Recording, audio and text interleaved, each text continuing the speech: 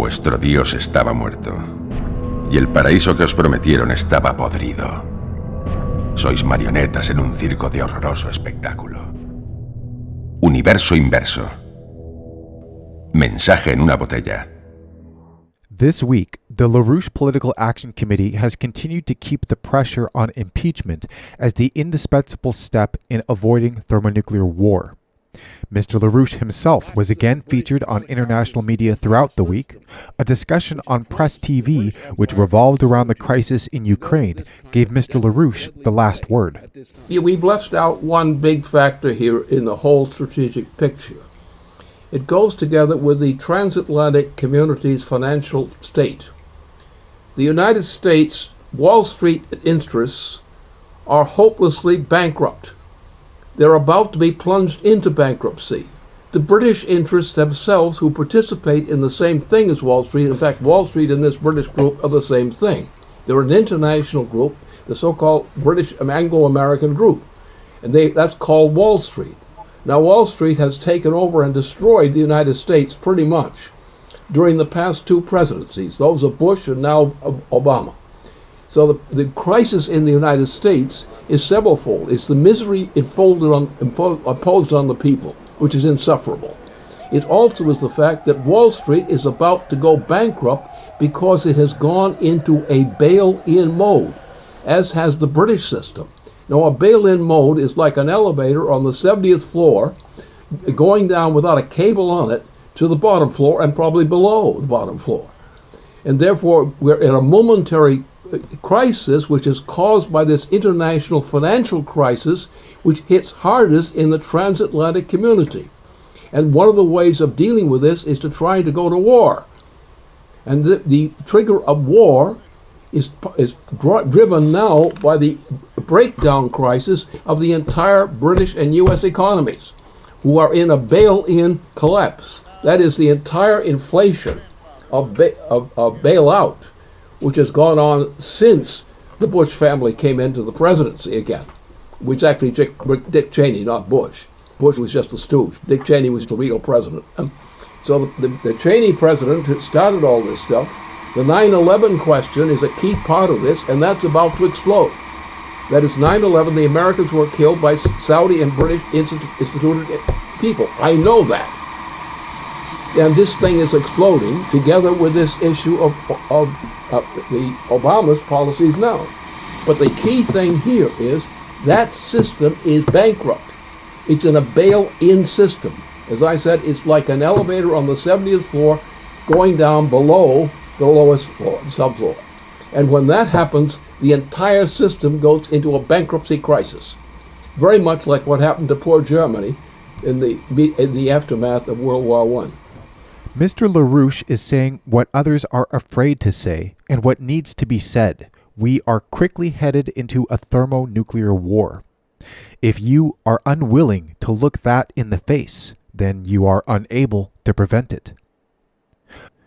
On Wednesday, LaRouche PAC launched a midweek broadside, J'accuse, a wraparound spread in the print edition of the Washington Times, a paper which is delivered to the offices of the United States Congress, in addition to electronic ads, a banner on the streets of Washington, D.C., audio and video media, with one clear message: impeach Barack Obama for cause now. It cannot be emphasized enough how critical it is to remove him from any operational authority in order to avert war. This is not a Ukraine crisis, nor the United States versus Russia, though that's the current form the crisis takes. But do not confuse the form with the intent. The intent is to have war. The intent is the policy of empire, the reduction of the population of the world by at least 6 billion people. On the same day LaRouche PAC's presence dominated Capitol Hill on Wednesday, Obama was hit on another flank by members of the U.S. Congress. Representatives Walter Jones, Stephen Lynch, and Thomas Massey, joined by survivors and family members of the victims of the September 11th attacks, held a press conference, putting pressure on the president to release the redacted 28 pages, which detailed the foreign sponsorship of the 9/11 attacks. This is about the future security of this country, not only about the past. It's about the future security. These people that committed 9/11, they're still out there. They're still supporting and sponsoring terrorism, and they have not been held accountable. The release of the 28 pages will hold them accountable. It will bring them out of the shadows. We will know who they are, which will help us to prevent them from continuing to sponsor terrorism, to prevent them from any future attacks on this country, so other people will not lose their loved ones in this way. So it's very important that those 28 pages be released. So also I want to talk about the experience of sitting down and reading these 28 pages. It's in a room where it's soundproof and you're escorted in there and you're escorted out and there are no notes. But this is something that's sort of shocking when you read it. As I read it, and we all had our own experience, I had to stop every couple pages and just sort of absorb and try to rearrange my understanding of history for the past 13 years and the years leading up to that. It challenges you to rethink everything. And so I think the whole country needs to go through that. It's going to be difficult and it could be embarrassing, but that is no reason to keep the truth from the American people. I will leave you with one final thought. On 9/11, thankfully, you were very lucky. Only by the courageous actions of a few passengers on the doomed airline Flight 93 were your lives spared. You were the targets intended to be killed next, and if that occurred, it would be your family member here today, insisting that the truth be told. Thank you. As Mr. LaRouche has emphasized, the Bush-Obama cover-up of the Saudi role in 9/11 is the same thing as the current cover-up the White House is in a war over with the Senate, a war which also broke to the surface on Wednesday morning. And that finally, after a decade, members of the House and Senate realize in part that 9/11 and the subsequent cover-up operations continued under the Obama administration today has put the United States on a fast track towards world war. This question comes in from a Washington, D.C. based source, an institutional figure, who asks the following. Mr. LaRouche, as you know, this week, Senator Dianne Feinstein accused the executive branch of constitutional violations in spying on the activities of the Senate Select Committee on Intelligence, which she chairs. These strong public rebukes of the Obama administration by a leading Democratic senator come at a time when the president continues to flaunt his unitary executive power grab, with Obama ruling increasingly by executive orders that usurp the power of Congress under our Constitution. The constitutional balance of power has been overturned by this presidency. What is to be done? Well, some things I won't say, not because they're secret, but it's discretionary. Because we're at a point where a committee of the Senate, leading members of the Senate, have acted to rebuke the President of the United States, in fact, for crimes he has committed, which that President has committed, and implicitly the way to understand this, why this change of heart on these leading members of the Senate.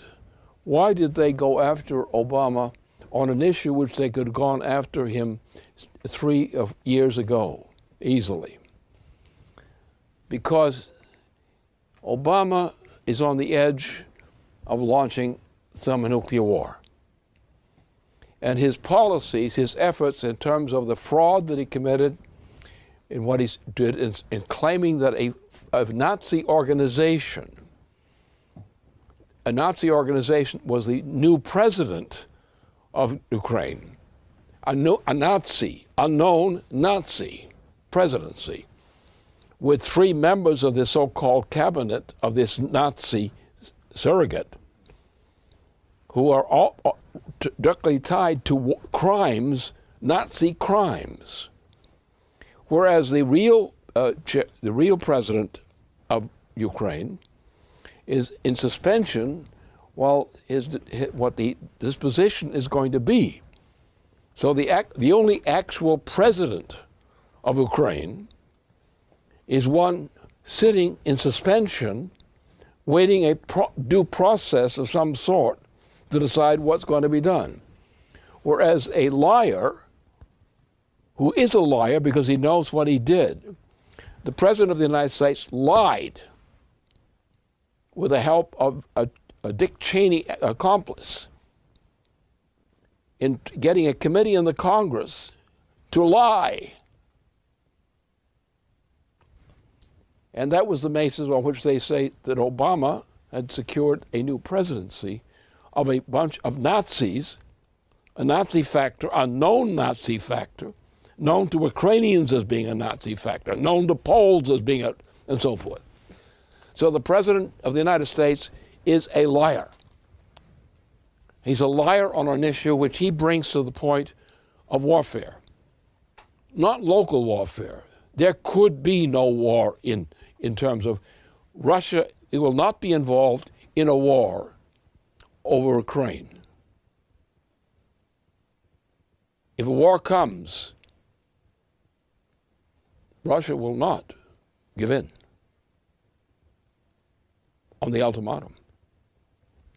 So the President of the United States, shouldn't be a President of the United States, and in fact who's violated, he should be thrown out of office for crimes. It's the most impeachable president probably ever. This week, the members of Congress have returned to their districts, and many of them are beginning the election campaign. It is in your hands to continue to create the dynamic by which Obama is forced out of power. Join this fight.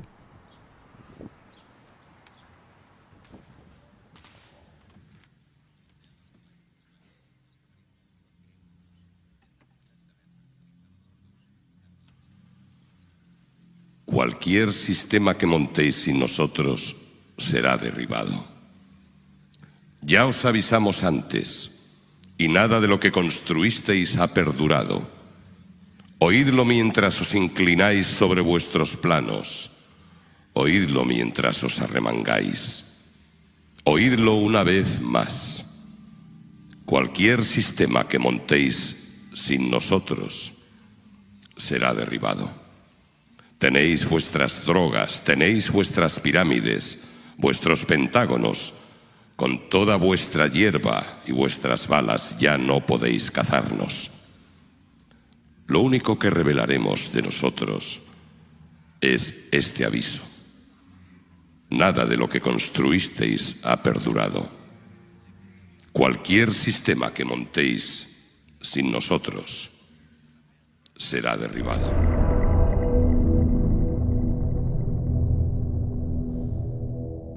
Mensaje en una botella.